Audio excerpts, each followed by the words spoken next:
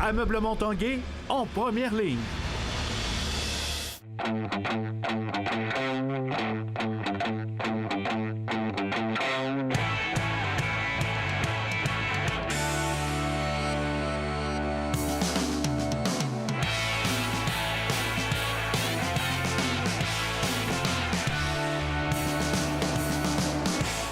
À tous, un bon lundi. Bienvenue à l'Esprit sportif. Au menu de l'émission aujourd'hui, on revient sur cette 10e conquête de la Coupe Vanier par le Rouge et Or. Également, la visite de la Coupe Stanley à Québec hier. Mais d'abord, cette semaine, Québec et boxe avec la présentation d'un important gala ce samedi au Centre Vidéotron qui mettra en vedette, entre autres, Adonis Stevenson et plusieurs boxeurs bien connus.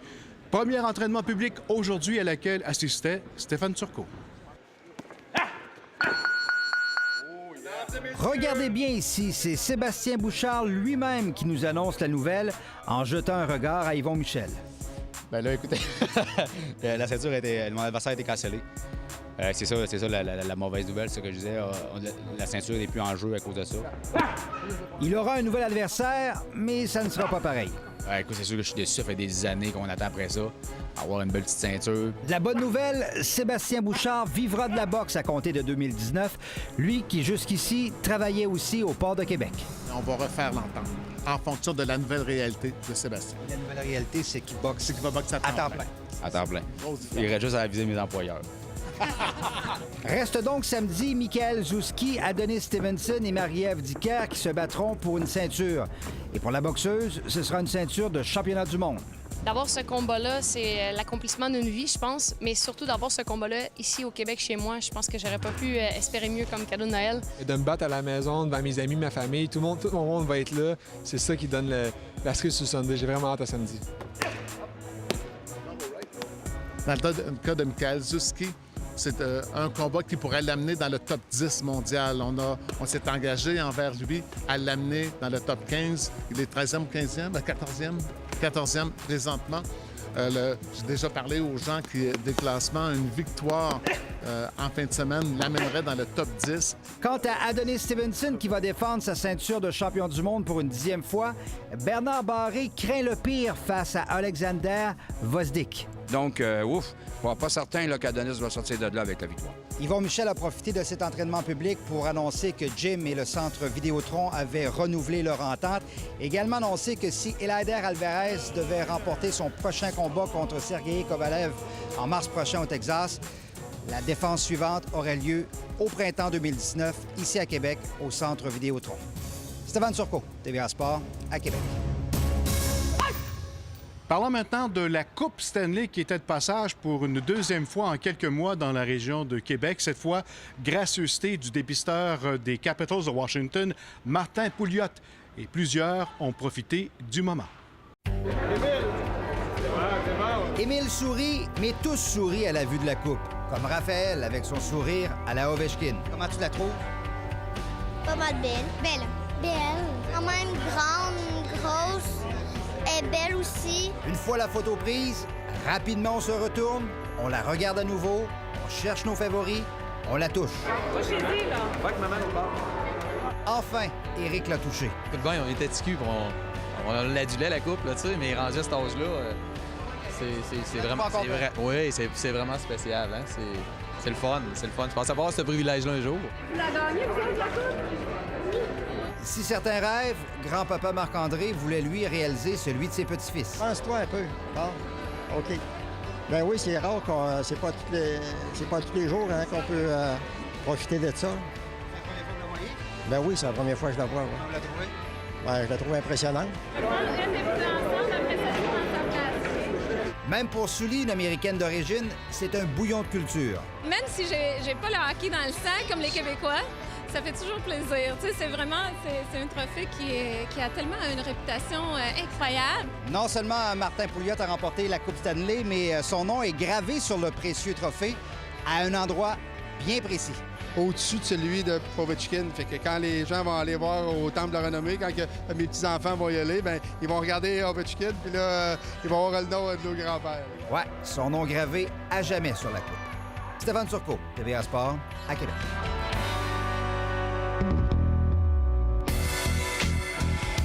Les Remparts ont été incapables de retrouver le chemin de la victoire à l'occasion de leurs 2 rencontres disputées devant leurs partisans au cours de la fin de semaine. Pourtant, à chaque occasion, les joueurs de Patrick Roy, qui avaient l'avance après 40 minutes de jeu, se sont inclinés en prolongation. Vendredi soir, les Foreurs de Val-d'Or se sont sauvés avec une victoire de 3-2 face aux Remparts, qui encaissaient ainsi un 3e revers de suite. Dimanche, en après-midi, l'Armada de Blainville-Boisbriand a joué le même tour aux Diables Rouges, qui ont été incapables de conserver leur avance pour finalement s'incliner en fusillade. Philippe Kourachev, Alexis Serguev et Olivier Mathieu avaient donné une avance de 3-2 avec 2 minutes 35 à faire à la rencontre. Dans son ensemble, je suis obligé de te dire que j'ai aimé l'effort de l'équipe, j'ai aimé la performance de l'équipe. Ce que j'aurais aimé nous voir marquer à 4 contre 3. On a eu des chances, on a eu plusieurs chances de le faire. Eux aussi, par contre, tout de suite après. Le match, quand même, joué en fusillade, mais évidemment, ça va des 2 côtés. Mais je trouvais que les 2 équipes ont bien joué. Les 2 équipes ont bien travaillé. À sa première compétition de Big Air de la saison samedi, Laurie Blouin est parvenue à monter sur la 3e marche du podium à Pékin, en Chine, une compétition du circuit de la Coupe du monde de surf des neiges. L'athlète de Stoneham a accumulé un total de 156 points pour ses 2 meilleures tentatives. Laurie Blouin avait gagné la médaille d'argent en slopestyle aux Jeux olympiques de Pyeongchang l'hiver dernier, avant de terminer 12e en Big Air. Et en ski de fond à Ruka en Finlande, Alex Servet a entamé sa saison sur le circuit de la Coupe du monde en terminant 8e de l'épreuve de sprint en style classique samedi.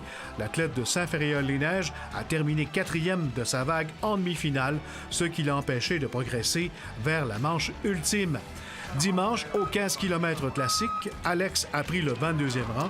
La fin de semaine prochaine, le fondeur participera à la course par étapes de Lillehammer en Norvège.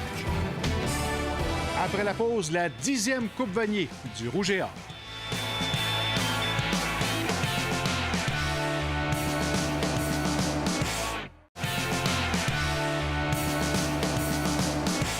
Football universitaire, le Rouge et Or a eu finalement sa revanche face aux Mustangs de l'Université Western en l'emportant 34-20 lors de la grande finale de la Coupe Vanier. Une 10e pour le Rouge et Or et une 4e saison sans défaite.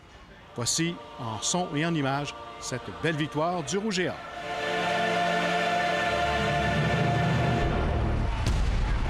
Christopher Aboa derrière Richard.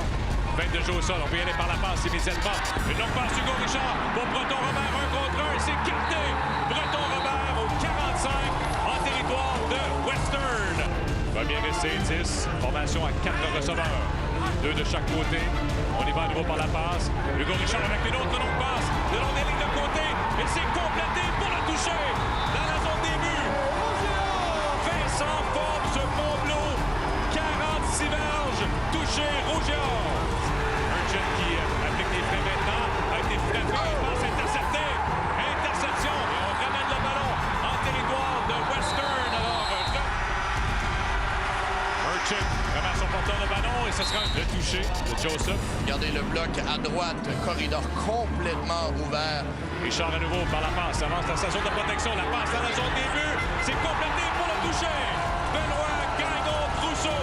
Premier essai, la zone des buts, le ballon est à la ligne de 6. Richard encore une fois garde le ballon, course au centre, dans la zone des buts pour le toucher.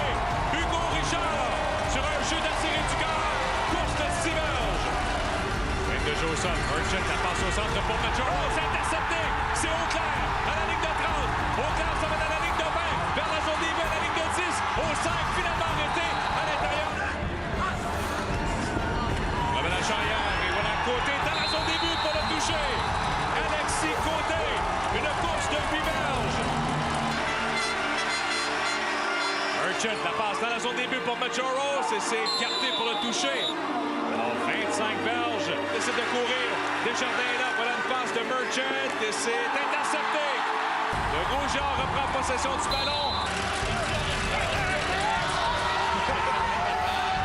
La douche de Gatorade pour Glenn Constantin.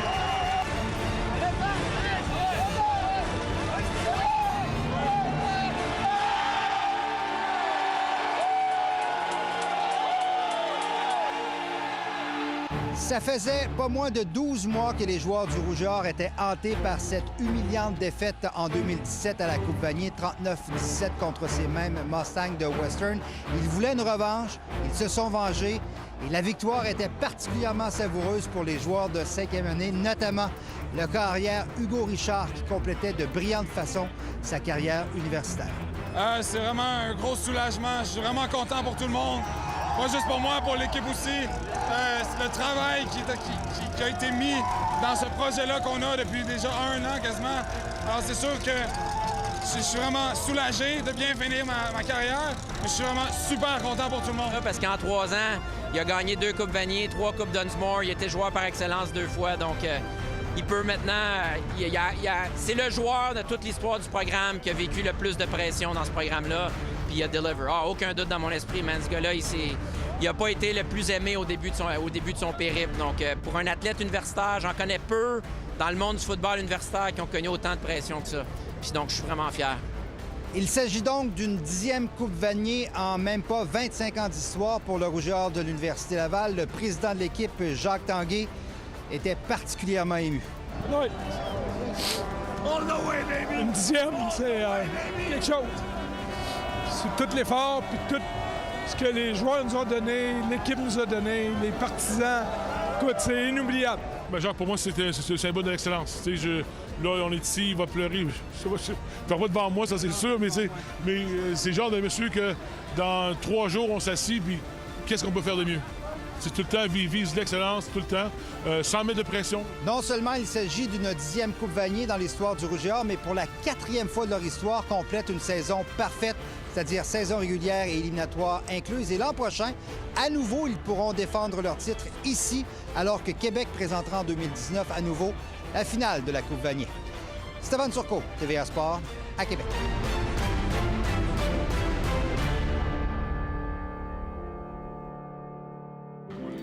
En terminant, je vous rappelle la tenue de ce gala de boxe, c'est samedi au Centre Vidéotron. Voilà pour l'Esprit sportif.